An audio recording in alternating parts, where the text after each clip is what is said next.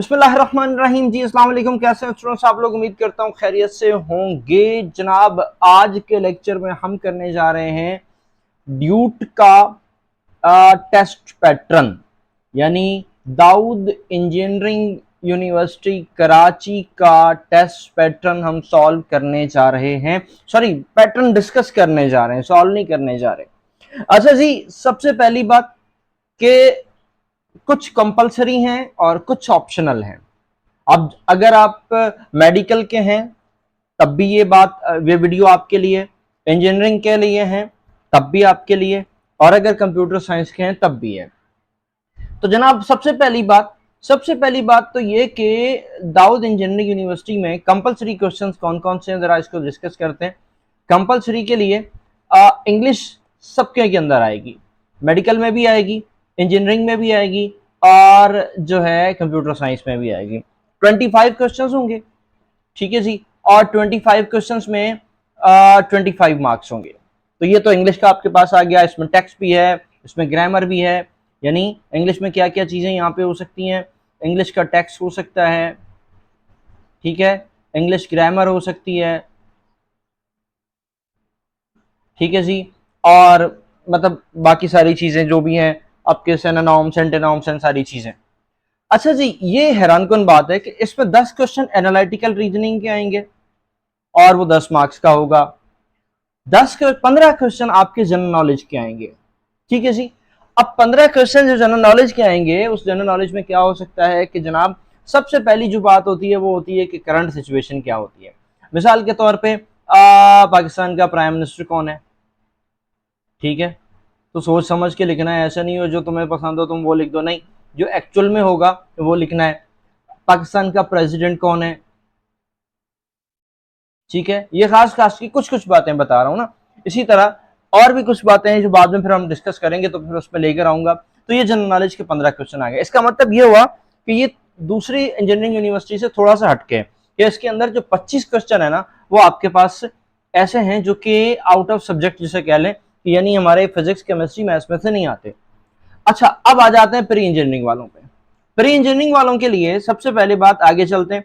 Pre engineering वाले physics के questions 20, ठीक है, केमिस्ट्री के 10 क्वेश्चन और मैथ्स के 20 क्वेश्चन, ये प्री इंजीनियरिंग के लिए। अच्छा, अब कैसे हो जाएंगे, देखो, 20 ये हो गए, ठीक हो गया, और 10 ये हो गए, कितने हो गए, 30, और 20 ये हो गए, तो टोटल कितने हो गए, 50, राइट।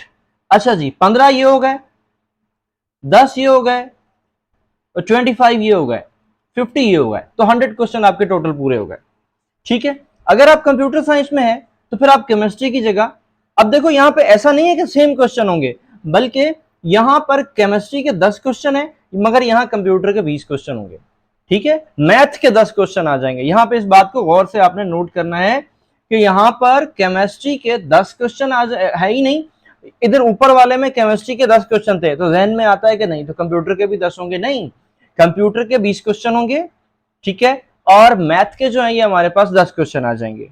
इसी तरह प्री मेडिकल में मैथ नहीं होती, केमिस्ट्री होती है, तो केमिस्ट्री के 10 क्वेश्चन होंगे, बायोलॉजी के 20 क्वेश्चन होंगे, और फिजिक्स के 20 क्वेश्चन होंगे, और साथ में ये कंपलसरी तो सबके लिए आएगा, ठीक है। अब एक काम करता हूं कि मैं थोड़ा नीचे जाता हूं।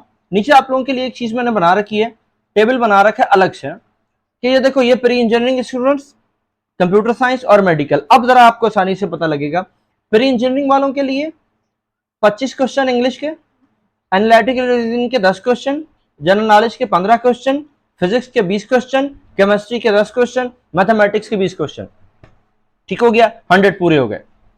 कंप्यूटर साइंस वालों के लिए इंग्लिश के 25 क्वेश्चन जो सब में है, एनालिटिकल रीजनिंग के लिए 10 क्वेश्चन सब में है, जनरल नॉलेज के 15 क्वेश्चन सब में है, फिजिक्स के 20 क्वेश्चन, ठीक है, ऊपर फिजिक्स के क्वेश्चन 20 थे, नीचे भी फिजिक्स के क्वेश्चन 20 हैं, ठीक है। कंप्यूटर के यहाँ पे हैं 20 क्वेश्चन और मैथ्स के हैं 10 क्वेश्चन, ठीक है।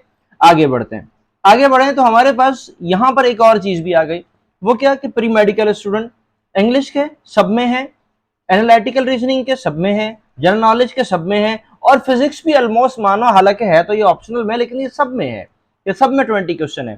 केमिस्ट्री के 10 क्वेश्चन होंगे और बायोलॉजी के 20 क्वेश्चन होंगे। अच्छा जी सर, कोर्स कौन सा आएगा, एक बात, कहां से आएगा सर? सेम आपकी टेक्स्ट बुक्स में से आएगा, आप अपनी टेक्स्ट बुक्स को पढ़ें। लेकिन यहां पर एक बात आपको याद करनी पड़ेगी कि आपको जनरल नॉलेज पर जो है वो मेहनत करनी पड़ेगी। ठीक है, आपको जनरल नॉलेज पे मेहनत करनी पड़ेगी। ओके, एक मिनट। ठीक है, आपके पास एनालिटिकल पे मेहनत करनी पड़ेगी, एनालिटिकल पे भी आपको मेहनत करनी पड़ेगी। देखो देखो क्यों? क्योंकि भाई इसके 2 4 5 या 6 क्वेश्चन नहीं है, टोटल 25 क्वेश्चन बन रहे हैं। 25 क्वेश्चन का मतलब ये है कि 100% में से 25% टेस्ट सिर्फ इन दो फजूल चीजों पे डिपेंड करता है। अब ये फजूल मैंने जो बोला ना, ये आपकी लैंग्वेज में बोला है कि सर ये तो हमारे पास है नहीं और हम इसको क्यों पढ़ें, और ये ऐसा और वैसा। तो जो भी है, आप पढ़ें या ना पढ़ें, लेकिन ये पढ़ना तो पड़ेगा आपको। ठीक है ना? इसका मतलब ये हुआ कि ये चीजें आपको 25 क्वेश्चन आपके मैंडेटरी हैं।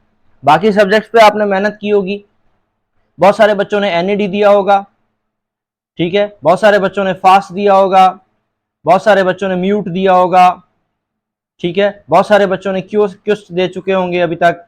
ठीक है, ये कुछ खास खास टेस्ट हैं जो अभी हो चुके हैं, लेकिन अब ड्यूट होगा। अच्छा, एनएडी में भी जनरल नॉलेज नहीं थी, फास्ट में भी नहीं है, म्यूट में भी नहीं है, ठीक है, क्विस्ट में भी नहीं है, लेकिन ड्यूट में है। तो ये बात याद रखना कि आपका एनालिटिकल और इसके 25% मार्क्स हैं, और 25% मार्क्स बहुत ज्यादा जो है ना वो वैल्यू रखते हैं। तो बच्चा आपने इसको फोकस करना है इस पे अपने। अभी जो टाइम आपके पास बचा है ना 11 अगस्त तक का, अब आपका जो टेस्ट कब है वो 11 अगस्त को है। अगर जो टाइम आपके पास बचा है ना, तो आपने करना सिंपली ये है कि 11 अगस्त तक सबसे पहला काम आपने पास पेपर्स को सॉल्व करना है। ठीक है, आपने पास पेपर को सॉल्व करना है, क्योंकि अगर आप इन्हें नहीं करेंगे तो आपको यही नहीं पता चलेगा कि पेपर्स कैसे आता है, कैसे चीजें समझ में आती हैं। पास पेपर सॉल्व करने के बाद फिर अपने दूसरे टॉपिक्स पढ़ने हैं।